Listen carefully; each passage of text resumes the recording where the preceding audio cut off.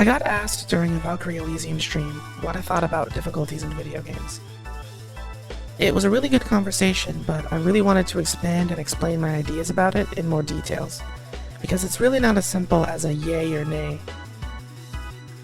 You see, I believe that video games are a conversation between a developer and the players.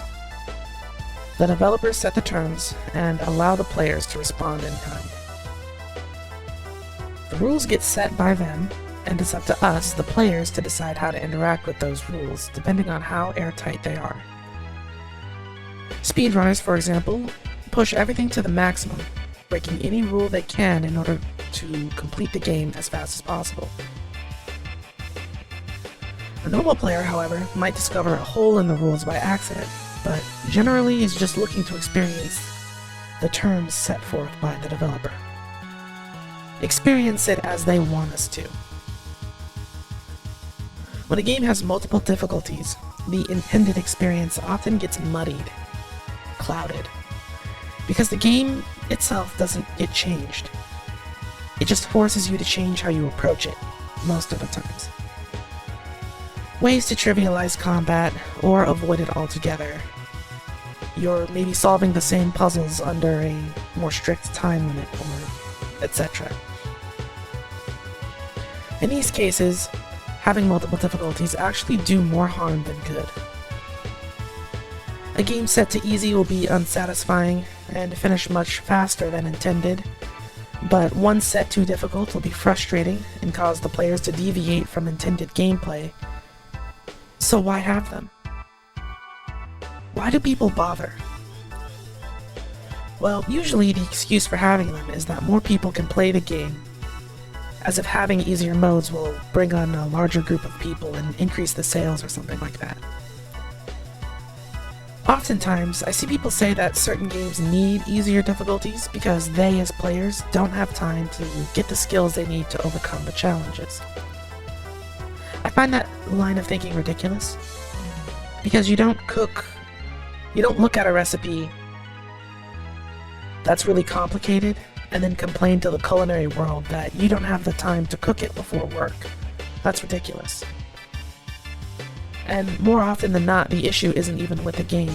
It's the players trying to play the way they want to, as opposed to the way that the developers want you to. Skipping tutorials, not interacting with various systems as intended, regardless of the reason for it. Deciding that you'd rather use the weapon that's most comfortable to you rather than the one that does more damage, or not take advantage of an enemy's weaknesses. Attempt to brute force your way through a puzzle rather than explore different ways to try and solve it. But regardless of how you want to put it, regardless of which situation applies to you or someone you know, essentially they're making the game harder on themselves. You see it a lot in RPGs or games with more emphasis on numbers, but that doesn't mean that difficulties are always a waste. There are ways that difficulties can add to the gameplay experience and the player's experience as a whole. Anyone who's played Bayonetta or Devil May Cry knows that the character that you start the game with may as well be a completely different character than the one you end with. Difficulty in these character action games makes sense because you don't start with all of the moves, weapons, or tools that the game has to offer. So the intended path is to play the game on an easier mode, getting accustomed to the character, the movement, and the gameplay as you naturally expand your arsenal of moves and weapons. Then, when you have all of those things, you turn the difficulty up so you can make proper use of them. If you unlock everything in a Bayonetta game and play the game on easy, you won't get a chance to use most of the things because enemies just die too fast. Inversely, if you play the game on the hardest difficulty first, you'll be playing a full game with a fraction of the character, and you'll have a bad time. You'll only have so many moves to work with, and they won't be as effective on enemies with bloated health, because you're intended to fight them with a more full arsenal. And that's just one of the ways that you can properly use difficulty to encourage players and build good replay value. You see, games that focus on cinematics and spectacle really don't have a need for 4 difficulty modes. Uncharted, The Last of Us, God of War, etc. are about the narrative experience, and the gameplay is just the driving force to bring it all together. How easily you take down a bad guy does nothing to affect the explosive action experience of climbing a train wreck over the side of a cliff, or the emotional through line of, a father losing his daughter. If you don't have enough time to play a game, you don't have enough time to play.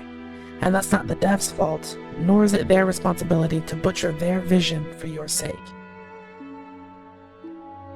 But can there be a more valid reason? The answer is yes, but not for difficulty. The term for that is actually accessibility. This is for settings and mechanics in both software and hardware for people with disabilities.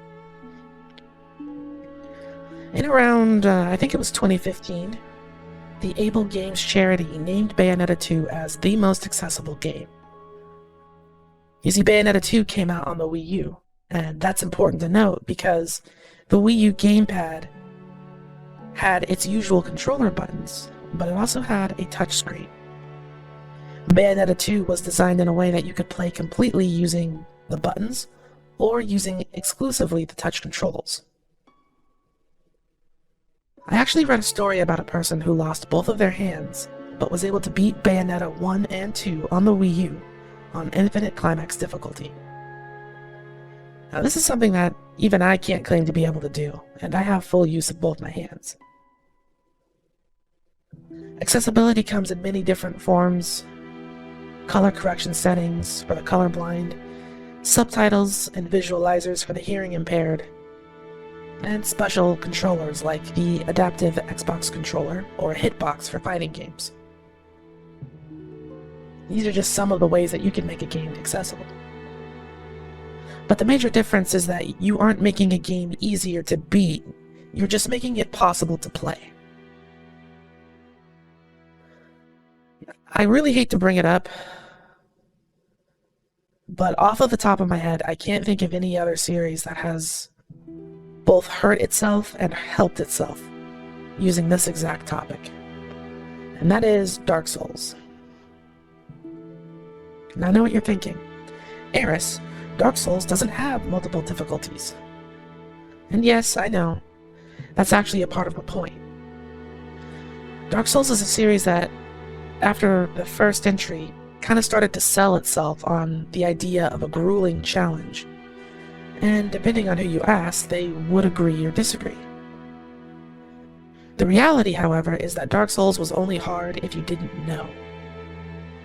And I say that very vaguely because there's a lot of things to not know. Where the enemies and various traps are. Where your objectives are and what direction do you need to take to reach them. How the different stats affect your character.